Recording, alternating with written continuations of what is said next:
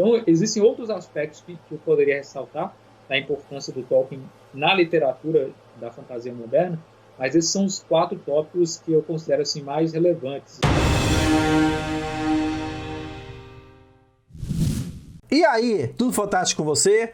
Fica a seguir com mais uma edição do Cortes Fantásticos, que traz os melhores momentos das melhores lives aqui do canal Fantástico Cursos. Lembrando que você também pode ou baixar ou ouvir no SoundCloud e no Spotify o podcast completo dessas lives a que esses trechos pertencem. Fica também o convite para você conhecer as outras redes do Fantástico Cursos no Instagram, no Facebook, no Twitter, e também conhecer os cursos online do Fantástico Cursos voltados para quem quer escrever, pesquisar ou lecionar sobre o universo da fantasia, do gótico, do horror e da ficção científica. Sem mais delongas, bora lá para o Cortes Fantásticos. Por que vocês acham que a leitura de Tolkien, dessas culturas e mitos, unificados numa mitologia própria, se tornou a base da fantasia atual? Essa pergunta, eu mandaria horas para falar sobre isso, né? O próprio canal Fantástico Curso é dedicado a falar de fantasias também, então é algo que demandaria muito tempo. Mas eu classifico em 4 tópicos. Eu sempre falo bastante sobre isso. São os 4 tópicos que eu considero mais essenciais, importantes do Tolkien em termos de inovação. Para uma obra ser importante realmente, em termos literários, ela tem que inovar em alguma coisa, ela tem que trazer algo novo, né? Algo que vai engrandecer aí a literatura propriamente, vai trazer novas perspectivas. E o Tolkien justamente fez o que muitos escritores não conseguiram fazer na própria época dele. Inicialmente, são as 4 peias que eu chamo, as 4 peias do Tolkien. Glossopeia, Mitopeia, Cosmopeia e Epopeia. As 4 peias. Primeira, glossopeia, criar uma língua ou línguas artificiais e colocar na literatura propriamente dita. Isso é algo que realmente poucos escritores fizeram antes do Tolkien. Se for colocar, existe uma longa linha temporal de vários escritores que criaram línguas artificiais e com vários propósitos, mas nenhum deles colocou uma língua para inserir, para ser justificada em uma história. Então, a origem do Tolkien aí em relação ao próprio mundo era escrever línguas, criar línguas, e que essas línguas fossem justificadas com histórias, propriamente. Então, haveria uma necessidade de criar uma mitologia. Como eu já falei, a língua está relacionada à mitologia.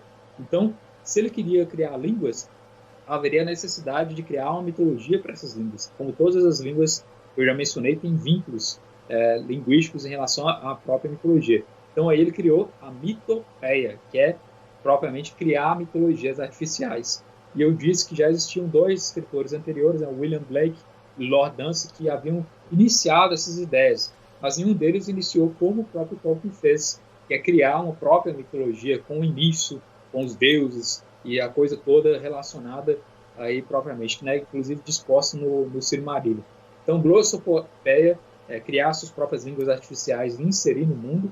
Mitopeia, criar uma mitologia que tenha vínculos linguísticos.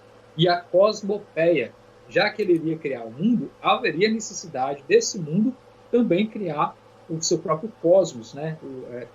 Ter essa própria mitologia vinculada ao cosmos, ao mundo criado, ao mundo imaginário, ou o que ele chamava também mundo secundário. Então, por isso, ele criou mundos.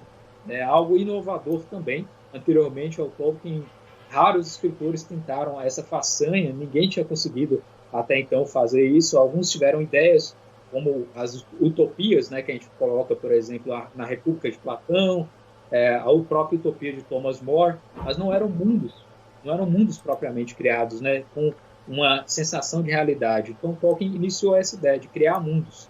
Aí a gente já vê outros escritores mais modernos da fantasia que já se baseiam nisso do Tolkien, né, sempre criam os mapas com o mundo, né, isso é recorrente atualmente nos escritores de fantasia. Então, Tolkien iniciou essa ideia de criar uma cosmologia propriamente, né? Por isso a cosmopeia. E por último, a epopeia, né? O Tolkien ele meio que tentou resgatar a ideia de épico.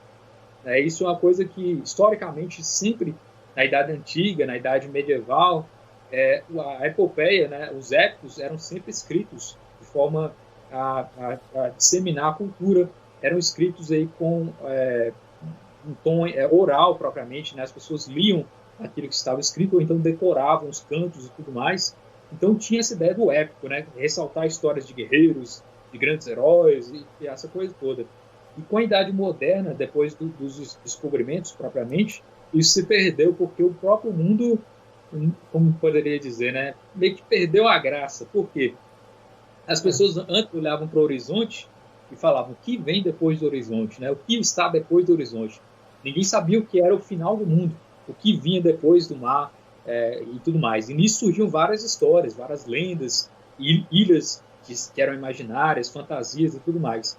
Aí com o descobrimento tudo se tornou mais fechado, mais matemático propriamente, né? Todo mundo já conhecia o mundo, o que era considerado como real, e aí todas essas histórias de fantasia meio que se perderam ou foram desacreditadas. E até mesmo um sintoma aí, o Dom Quixote é o grande exemplo, né, daquela época de demonstração de que as histórias de cavalaria, que as histórias de fantasia em geral estavam em descrédito. E o Dom Quixote foi escrito justamente com essa ideia, um pouco de tentar demonstrar como essas ideias eram ridicularizadas na própria época também. Né? E com isso, com a Idade Moderna, foi se perdendo. A própria fantasia foi sendo negligenciada, foi deixando de perder aí, a atenção, né? As pessoas passaram a negligenciar, os contos de fadas deixaram de ser dedicados a adultos, passaram a ser infantilizados. E quando Tolkien começou a escrever essas histórias, ele tinha justamente essas críticas. E aí sim ele tentou resgatar o épico, né? Colocar histórias que sejam vinculadas a heróis, a grandes feitos, a coisas de grande renome, de grandes aventuras e tudo mais.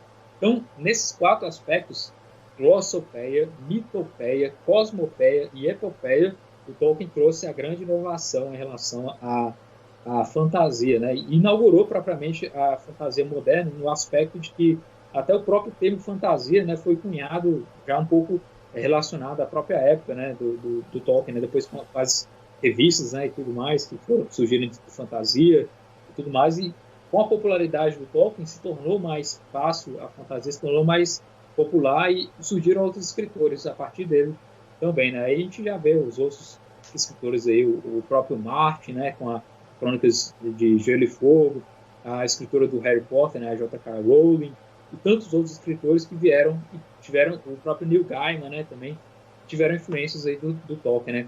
O C.S. Lewis, né, também, de certa forma, tem influência do Tolkien, eles eram amigos, né, e só que o C.S. Lewis correu, publicou mais cedo do que o Tolkien, mas o Senhor dos Anéis já tinha sido terminado, então, de certa forma, foi uma influência do Tolkien em relação a ele. Então, existem outros aspectos que eu poderia ressaltar da importância do Tolkien na literatura da fantasia moderna, mas esses são os 4 tópicos que eu considero assim, mais relevantes, assim, que o Tolkien inovou, né? Ele não necessariamente criou, mas que ele trouxe novas perspectivas, né? E juntou tudo isso e formou aí as obras dele. Perfeito, uma aula.